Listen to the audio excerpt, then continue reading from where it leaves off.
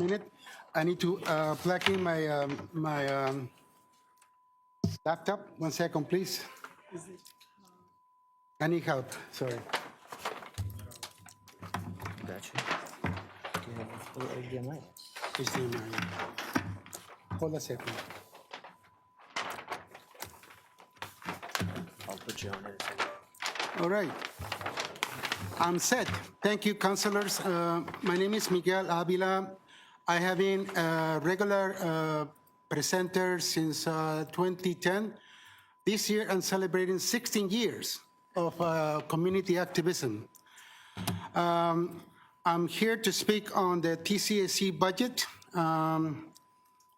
which, as you can see, one of the responsibilities as we have for the city is to be responsible for policing.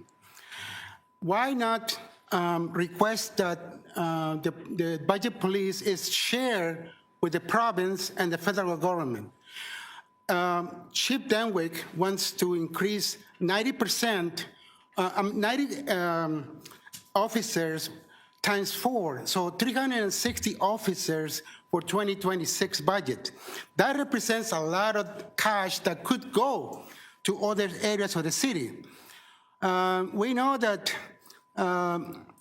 defunding the police will help to expand our budget for youth services, universal health care, education, housing, et cetera, et cetera, et cetera. I have told Mayor Olivia Chow and Councilor Chris Moyes that defunding the police is not a crazy idea. In fact, it is a smart idea, but we need to do a smart. We could request the province, Doug Ford, Uncle Doug Ford or Uncle Carney to take care of the budget of the police because it's too much pressure on other departments. Last December 11, I went to the Toronto TCHC board, and they have said that if there is no funding for the year 2027, they're going to be facing with the need to close down some units, and that's very scary. The state of good repair of Toronto Community Housing is not $1.9 billion as is on the report from the city manager on page 26. It's more than 1.9. It's currently sitting at $44 billion, the state of good repair. And as you know, 54% of the buildings of TCHC are currently in need of repairs. So I'm going to give you a good example. In 2020, we approved $30 million for this property, 220 Oak Street. You see, a renovated building that was going to cost in 2020 $30 million. This is pre-pandemic prices. But with the post-pandemic, it's not going to cover not even 50% of the project. So we need something about $40 million to complete this ambitious project that will have a wellness hub because we are aging in place. We need support services on site. And that is the way we're going to direct our landlord to provide with services in-house. Currently, we don't have it.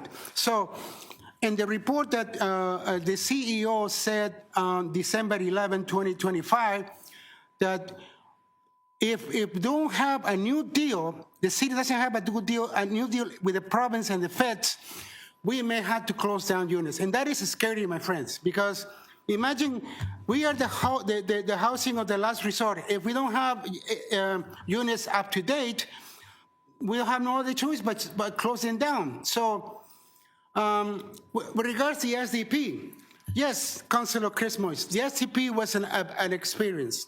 It was a lesson to learn. And out of that lesson, I want to emphasize that we need to have conflict resolution, mediation for tenants, residents, because we come from different cultures and we have different ideas and different philosophies. So I know that Lawrence Heights is going to have money for a social development plan, but learn from us, then learn from the mistakes, because misinformation is one of the key parts of the reset. Did you know that 50% the trustees agencies charge us for administration fees so that we can use that money to our projects in Regent Park. But imagine, it's 15%, and the community were not aware of that. And they thought that the money was going into somebody else's pockets. That is not true. It was just a misinformation. So we need to have a better SDP where everybody's on board and informed. Unfortunately, not many tenants read the agenda. Not many tenants are aware of what's going on with the minutes. So, Miguel, I'm afraid you're at time. Thank you so much. thank you so much. Are there any questions Any for questions? Miguel? I'm here, you know where. No?